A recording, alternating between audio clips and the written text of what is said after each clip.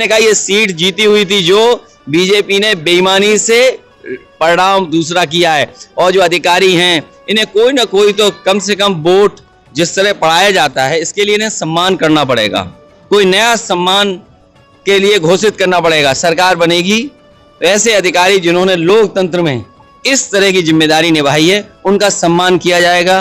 प्रशासन के चाहे डीएम साहब हों चाहे कप्तान साहब हों, उनका बहुत सम्मान करना पड़ेगा। महेश यादव जी, प्रमोद कृष्ण ने आज बयान दिया है कि आप दंगा कराते हैं, डेलीगेट भेजते हैं, आपके खिलाफ मुकदमा दर्ज करने की उन्होंने मांग की। देखिए, अगर वो बहुत बड़े, मैं उनके बारे में इसलिए नहीं कहना चाहता हूं, वो उधार के संत हैं। कभी कभी राजनीति में उधार के भी संत होते हैं। उधार के संतों पर हमें कुछ नहीं कहना। कभी उधारी में कहीं और गए थे, उससे पहले उधारी में कहीं और थे।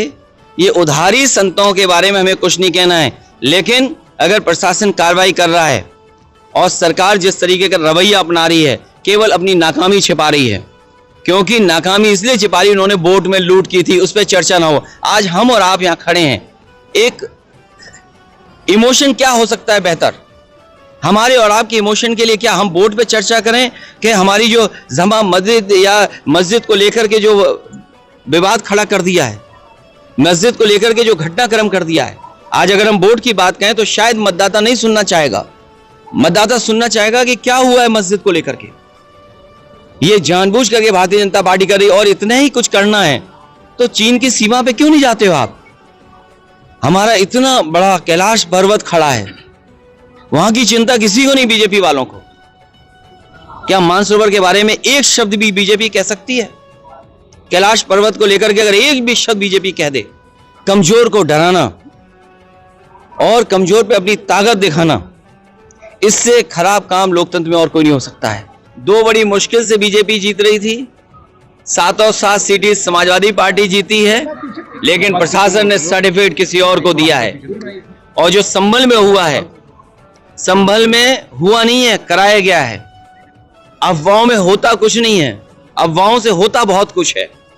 अगर पूरा घटनाक्रम आप देखेंगे, पहले तो 19 तारीख को फैसला सुनवाना कि उसका सर्वे होगा। जब पहला सर्वे हुआ, किसी भी मुस्लिम पक्ष के लोगों को या संभल के लोगों को किसी को आपत्ति नहीं थी, पूरा सर्वे हुआ। लेकिन पता नहीं क्यों फिर दोबारा सर्वे करने का फैसला लिया गया और दोबारा सर्वे हुआ। अगर दोबारा सर्वे की बात हुई तो कम से कम वहां पे जो जिम्मेदार लोगों से उनसे बातचीत करनी चाहिए थी प्रशासन को, लेकिन बातचीत नहीं की। और फिर जो सर्वे टीम गई थी, क्या उसमें बीजेपी के कार्यकर्ता नहीं गए थे? सच्चाई तो यह है, जो प्रशासन छिपा रहा है, कि जितने लोग उसमें गए थे सर्वे में, पीछे से नारे लगा के जा रहे थे। जो नारे लगाने वाले थे उन पे कितनी कार्रवाई की है? क्या नारे लगाने वालों पे मुकदमे दर्ज हुए? क्या नारे लगाने वाले जो सर्वे टीम के साथ गए थे, क्या बीजेपी के कार्यकर्ता नहीं थे? क्या प्रशासन की आंख बंद है इस बात को लेकर के? और सोचिए, आप पीजीआई में जाइए, नौकरी कहां की मिली? राजस्थान के लोगों को। आप लोहिया इंस्टीट्यूट चले जाइए लखनऊ में, वहां पर नौकरी किसको मिली है? राजस्थान के लोगों को। सैफई मेडिकल यूनिवर्सिटी में चले जाओ तो नौकरी किसको मिली है? राजस्थान के लोगों को। और फिर राजस्थान के लोग उनको बैठाया जिन पर प्रश्न लगता है, जो अधिकारी हैं वहां पर। ये क्या वजह है कि राजस्थान के अधिकारी देख रहे हैं सब वहां पर, और बाहर से लाए हुए टेम्परेरी जो एक्सटेंशन पे रह रहे हैं, उनसे कानून व्यवस्था संभाली जा रही है। ये गंभीर बात है। मुझे उम्मीद है कि इन सब घटनाओं को सुप्रीम कोर्ट सो मोटो लेकर के देखेगा कि आखिरकार इस तरह की साजिश क्यों रची गई। क्योंकि भारतीय जनता पार्टी को अपनी जो बेईमानी की थी, उन्होंने उस बेईमानी को छिपाना था। कोई दिल्ली का रास्ता इसी तरीके से दिल्ली तक पहुंचा था, कोई इसी तरीके से जहां पर अमन चैन को खत्म कर करके, भाईचारा खत्म कर करके दिल्ली तक पहुंचा था। आज लखनऊ वाले भी उसी रास्ते से दिल्ली पहुंचना चाहते हैं। ये दिल्ली और लखनऊ की लड़ाई है जिसमें जनता पिस रही है। ये लखनऊ और दिल्ली की लड़ाई में जनता पिस रही है। और सच्चाई तो ये है, अब देखते हैं कि राजधर्म कौन अपनाएगा, राजधर्म पर कौन चलेगा।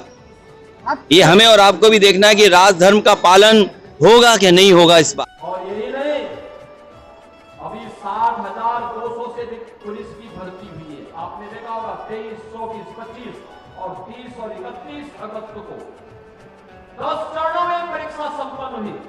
कोई नकल नहीं, सुष्टापूर्ण तरीके से 60,200 से अधिक युवा इस भर्ती के माध्यम से उत्तर प्रदेश पुलिस बल का हिस्सा बनने जा रहे हैं।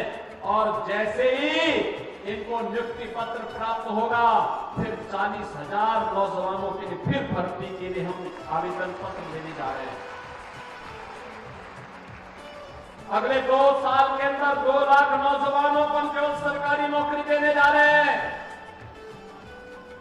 1 करोड़ से अधिक नौजवानों को बेहतर कानून व्यवस्था के कारण प्रदेश के अंदर आया जो निवेश है, इस निवेश में